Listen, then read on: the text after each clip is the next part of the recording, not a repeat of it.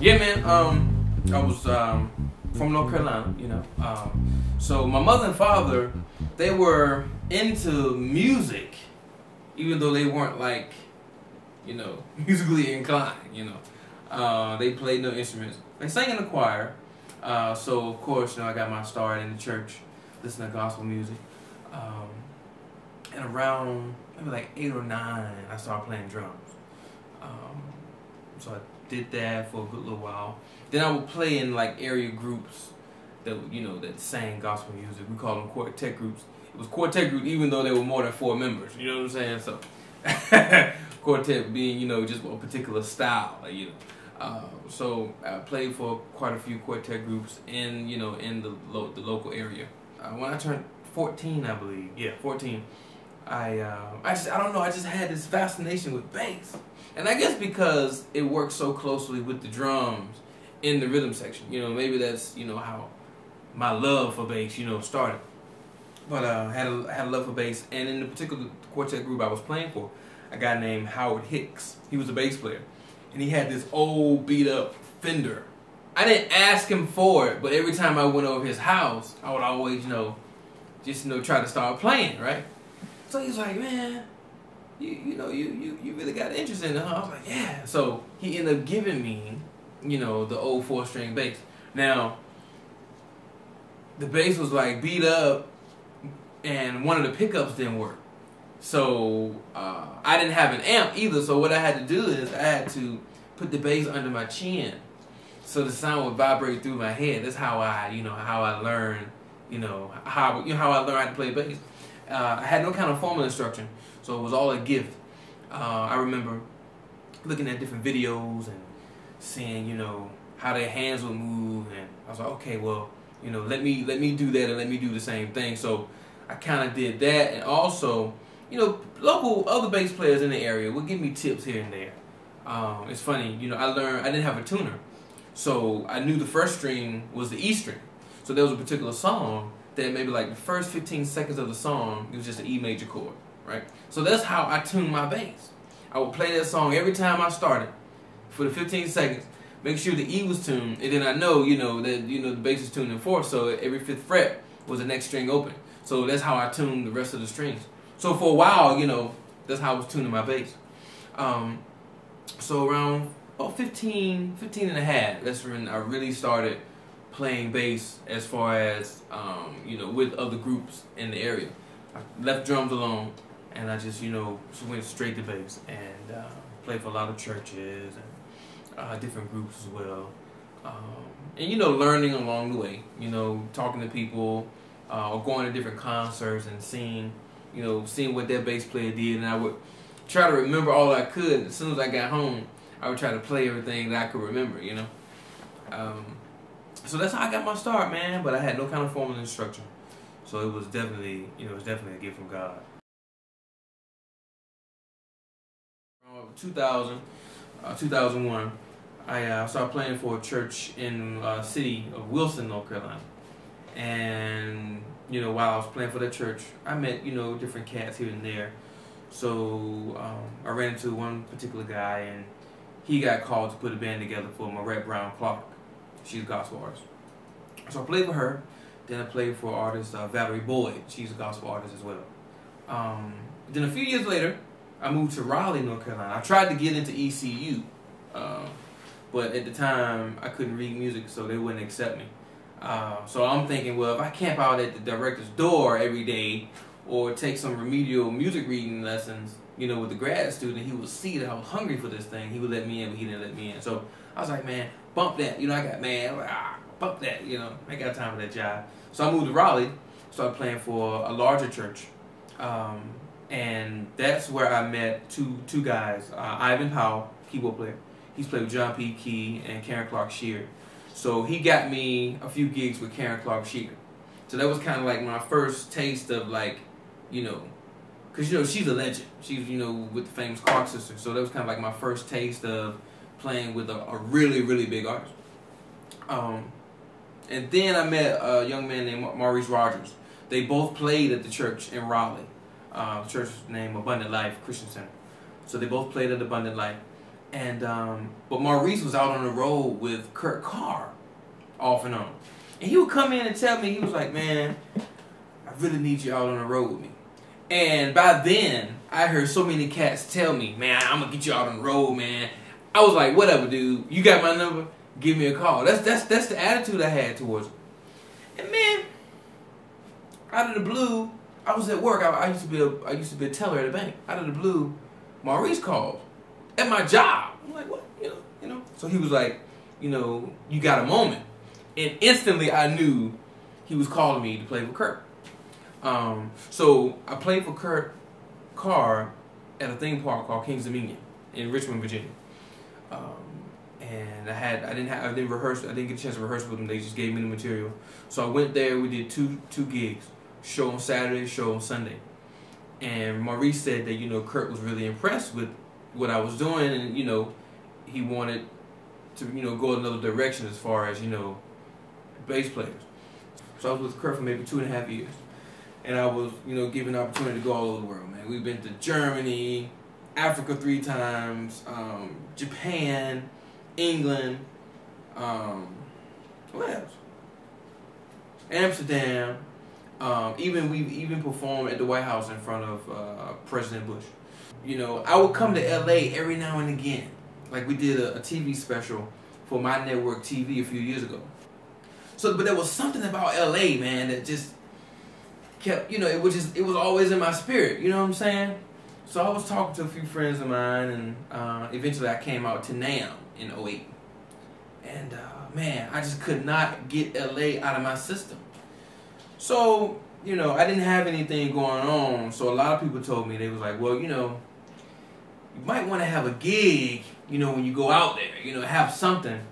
But I was to a point where the worst thing I could do was to stay in North Carolina. That was the worst thing I could do. I say that I trust God, and I say I got all this faith. You know, I'm going to really step out. So that's what I did, man. I packed up some of my stuff in my Explorer, packed that joke up tight, man, and I drove on out here. This was in February of 2009. So when I got here, I knew a few people. Jay Deal, Jimmy Newell, a guy named Frank Calvin, and a guy named Will Burkhead. And so I got here, and, you know, after 3 months of being here, you know, I've been working consistently. You know what I'm saying? And it's definitely been a blessing, man. You know, because so many people, I've heard so many horror stories about cats moving out to LA. Like, man, it took me 4 or 5 years to really get on. I had to get a job, and I was prepared to do that. But I just wanted, you know, I wanted to get into something other than gospel. You know, I want to do pop. I'm in smooth jazz now. I've been doing some country sessions lately. So I don't want to be just a one-trick pony. You know what I'm saying? And I didn't want people only knowing me as Kurt Carr's bass player. I didn't want to kind of like typecast myself, so to speak, you know? It's like God kind of put people, like, in my life that, you know, that really helped, you know, get my name out. It's been a blessing, man. And that's all I can say. I can't even take credit for it, you know? Because trust me, there are cats out here that can play circles around me. And some of those cats aren't working, you know, so that's just nothing but favor. So it's been a blessing, man. When I first started growing up, I told you I was listening to a lot of quartet music. So I was listening to like Mighty Clouds of Joy, Willie Neal Johnson, the Gospel Keynotes, Pilgrim Jubilees, Tommy Ellison, Five Singing Stars, the Blind Boys, anybody that was, you know, the Jackson Southern Avs. All the quartet groups I listened to. So, Larry McCowan, he played bass for the Keynotes. Richard Wallace, he played bass for the Mighty Clouds of Joy. Mike Atkins, oh my God, he's incredible. He played bass for the Pilgrim Jubilees. And he had an approach. I've never heard anyone else in quartet music, you know, approach quartet music the way he did. You know, he's from Chicago. You know, Chicago is a home of some awesome players, man. And just like the things he did, I mean, he was kind of out of the box, you know, but he still found a way to incorporate it to make it work. You know what I'm saying?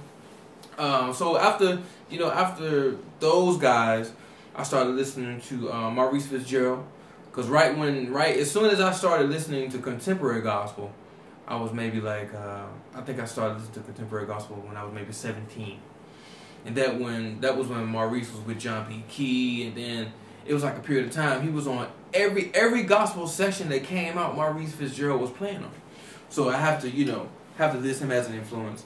Nathan East. Love his playing. Me, I love the chops. That's cool. I have a high respect for that. But it doesn't move me. You know what I'm saying? And Nathan East is a cat. I mean, he's played for everybody. I mean, he was on tour with Herbie Hancock, not long ago. You know what I'm saying? But he knows when to hold them and know when to fold them. You know what I'm saying? And that's what gets me going. A guy that has all this knowledge, has all this information, but if he needs to stay on the 1 for 8 bars, he has enough discipline to stay on the 1 for 8 bars for the sake of the song. Then after Nathan East, Pino Palladino, another cat that I love. I mean, he's done it all. Fusion, he's done play for Eric Clapton, Erykah Badu, Jill Scott, D'Angelo. And it's so funny because I was listening to Pino back in the day and didn't even know it was him. Like, I love Paul Young. So the song, Every Time You Go Away. I love that song, right? That song and Wherever I Lay My Hat Is Home. And in the beginning of Wherever I Lay My Hat Is Home, there's this fretless thing going on bass. And it's Pino. And even on Every Time You Go Away, same thing. Playing fretless on it. And I didn't know that was him, that I was listening to, back in the day. So Pino Palladino. Oh, Marcus Miller. Now, but I want to, everybody loves Marcus. I mean, why not? He's Marcus, you know what I'm saying? Who wouldn't love Marcus, right? But to me, I have a high respect for his gift. Anybody that can slap and pop Teen Town, come on, man. You know what I'm saying? You know what I'm saying? If they can slap and pop that, insane, right? But I like his stuff the stuff he did for Luther Vandross, stuff he did for Roberta Flack, because it shows that, it goes back again to knowing when to hold him and knowing when to fold him. It shows that with all the information he has, he can sit there and make it feel good. And that's my job. That's my job in the band, to make it feel good. And sometimes it's just me riding one for a little bit, you know what I'm saying? Or just doing something simple, but, to make it feel good. And he does that, man. He'll do some slapping and popping even on ballads, but it works. It's not all over the place, but it's work. It works. So subtle things like that I pay attention to. So I'm a fan of Marcus, and even like younger cats, that fascinate me. That is Tribute, Justin Raines. Those cats, man, they have tons of information. It fascinates me. I'm not the type of player, but just to see them do that, like, oh my God. How do you think of that? You know what I'm saying? So yeah, that. But not only bass players, I'm influenced by guitar players too. Paul Jackson Jr., a good friend of mine, Tyrone Jackson, from North Carolina. He's a big influence on me as well. Keyboard players, Maurice Rogers. He's an aggressive keyboard player. And he really had, he really kind of like deposited, some nuggets, into me, when we were out on the road together with Kurt Carr. And I think, because I'm a fan of songs, it just doesn't have to be like a bass player that can influence me. I love, like I said, I love songs, and I also love like background arrangements. I don't know why, I just love amazing background arrangements. So all those things, kind of come together and they shape, who I am as a musician.